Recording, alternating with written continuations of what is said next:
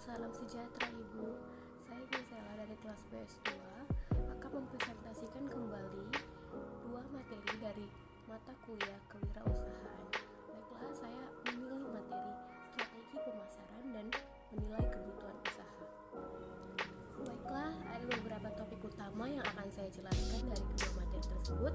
Yang pertama adalah pengertian strategi pemasaran, yang kedua tujuan strategi pemasaran, yang ketiga fungsi strategi pemasaran, yang keempat konsep-konsep strategi pemasaran, yang kelima trik proses pemilihan ciri penting rencana dalam strategi pemasaran, yang keenam faktor-faktor yang mempengaruhi, kemudian definisi kebutuhan usaha, biaya kebutuhan usaha, jenis-jenis kebutuhan usaha, dan juga rancangan kebutuhan usaha. Yang pertama saya akan menjelaskan mengenai pengertian dari strategi pemasaran. Rencana yang menyeluruh, terpadu dan menyatu di bidang perusahaan yang di dalamnya memberikan panduan tentang kegiatan yang akan dijalankan untuk dapat tercapainya suatu tujuan pemasaran. Kebijakan dan juga aturan yang memberi arah kepada usaha-usaha pemasaran dari waktu ke waktu pada masing-masing tingkatan dan acuan serta alokasinya, terutama sebagai tangkapan perusahaan dalam menghadapi lingkungan dan keadaan persaingan yang selalu berubah. Pun fungsi dari strategi pemasaran yaitu yang pertama meningkatkan kualitas antar individu dalam tim pemasaran, yang kedua meningkatkan kemampuan beradaptasi bila terjadi perubahan dalam pemasaran, yang ketiga sebagai dasar logis dalam mengambil keputusan pemasaran. Serta fungsi strategi dari pemasaran adalah yang pertama motivasi, meningkatkan motivasi dalam berpikir jernih, yang kedua koordinasi pemasaran yang lebih efektif dan terarah, yang ketiga dapat merumuskan tujuan perusahaan yang akan dicapai, serta sebagai pengawasan kegiatan pemasaran lebih efektif atas standar prestasi kerja. Kemudian ada konsep-konsep dari strategi pemasaran.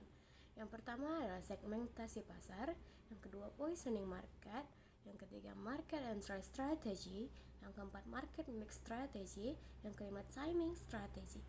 Kemudian trik strategi pemasaran bisa kita lakukan dengan kenali konsumen Anda, lalu pilih lokasi yang strategis, dan internet marketing, lakukan promosi seperti media sosial, lalu jalin hubungan dengan konsumen. Lalu terdapat 3 proses pemilihan strategi pemasaran. Yang pertama yaitu peluang pasar, ditetapkan secara jelas berdasarkan analisis pasar dan pengukuran pasar. Yang kedua, sasaran produk dijadikan pedoman dalam menentukan tipe dasar strategi pemasaran yang dibutuhkan. Yang ketiga, kesuksesan pasar, harus memahami jenis keunggulan bersaing dan tingkat pengeluaran pemasaran. Faktor yang mempengaruhi strategi pemasaran dan pada perusahaan. Lingkungan makro, perusahaan terdiri dari pelaku dalam lingkungan yang langsung berkaitan dengan perubahan, yaitu struktur organisasi perusahaan itu sendiri. Yang pertama adalah pemasok, berfungsi sebagai menyediakan sumber daya yang dibutuhkan untuk memproduksi barang atau jasa. Yang kedua pelanggan, pasar sasaran yang menjadi konsumen atas produk atau jasa yang ditawarkan oleh perusahaan. Yang ketiga perantara pemasaran, partner yang membantu dalam promosi, penjualan, dan distribusi barang atau jasa kepada konsumen. Yang keempat pesaing, membangun sebuah sistem yaitu efisien guna melayani pasar gelati disaingi perusahaan lain.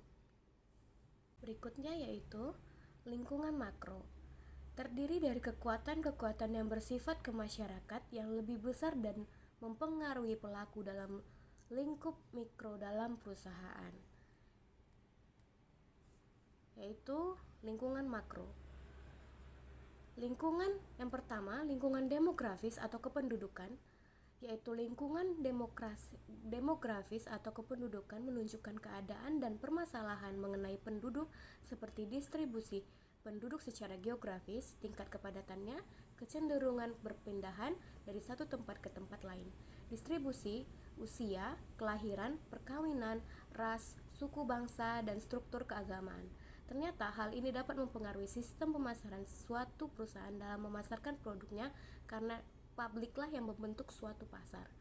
Yang kedua, lingkungan ekonomi, menunjukkan sistem ekonomi yang diterapkan, kebijakan-kebijakan pemerintah yang berkenaan dengan ekonomi, penurunan dalam pertumbuhan pendapatan nyata, tekanan inflasi yang berkelanjutan, perubahan pada pola belanja konsumen, dan sebagainya yang berkenaan dengan perekonomian. Yang ketiga, lingkungan fisik menunjukkan kelangkaan bahan mentah tertentu yang dibutuhkan oleh perusahaan, peningkatan biaya energi, peningkatan angka pencemaran, dan peningkatan angka campur tangan pemerintah dalam pengolahan dan penggunaan sumber-sumber daya manusia, alam. Yang keempat, lingkungan teknologi menunjukkan peningkatan percepatan pertumbuhan teknologi, kesempatan pembaharuan yang tidak terbatas, biaya penelitian dan pengembangan yang tinggi, perhatian yang lebih besar tertuju kepada penyempurnaan bagian kecil produk daripada penemuan yang besar, dan semakin banyaknya peraturan yang berkenaan dengan perubahan teknologi. Yang terakhir, lingkungan sosial atau budaya menunjukkan suatu kelompok-kelompok masyarakat mengenai aturan kehidupan, norma-norma, dan nilai-nilai yang berlaku dalam masyarakat, pandangan masyarakat, dan lain sebagainya yang merumuskan hubungan antara sesama dan masyarakat lainnya serta lingkungan sekitarnya. Baiklah, kita masuk ke topik yang kedua atau materi yang kedua. Yang pertama, pengertian kebutuhan usaha.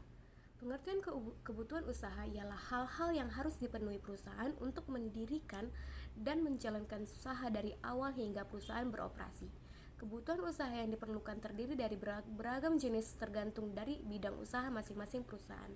Artinya, jenis dan jumlah kebutuhan antara satu bidang dengan bidang yang lain jelaslah berbeda.